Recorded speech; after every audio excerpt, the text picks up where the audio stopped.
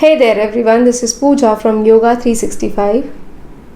Today we are here to discuss do's and don'ts to note while you do Gomukhasana.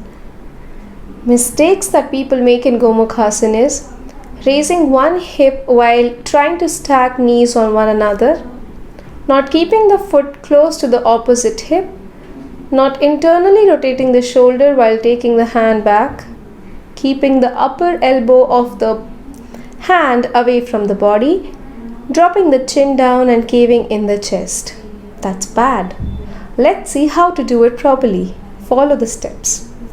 Sit on the floor with legs stretched straight in front, that is in Dandasana. Place the palms on the floor. Take the right foot and place it near the left hip by bending the knee, simultaneously keeping the hip grounded. Now take the left foot and place it beside the right hip such that both knees are on top of each other. If you struggle to keep the right hip on the floor, you can use a pillow or a block and place it beneath the hip. Now keeping the back straight, inhale and take the right hand up and bend it backward such that your palm is facing the back and place it between the shoulder blades. Make sure you keep the elbow close to your head.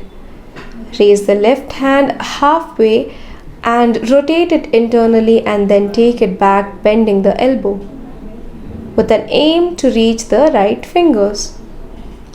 Clasp both the palms with fingers and keep stretching both your hands. Make sure to keep your back straight and chin tucked. Stay here for a few breaths. Feel the stretch. Now if you find it difficult to clasp your hands in the back, use a strap or a dupatta. Try slowly walking your fingers towards each other until they get close. Stay for a few breaths.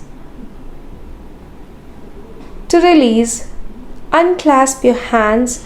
Inhale, right hand down. Exhale, left hand down. Straighten both the legs and make sure you repeat it on other side as well. That's it for today. If you like our content, please share it, comment and subscribe. Also, don't forget to hit the thumbs up button. Thank you.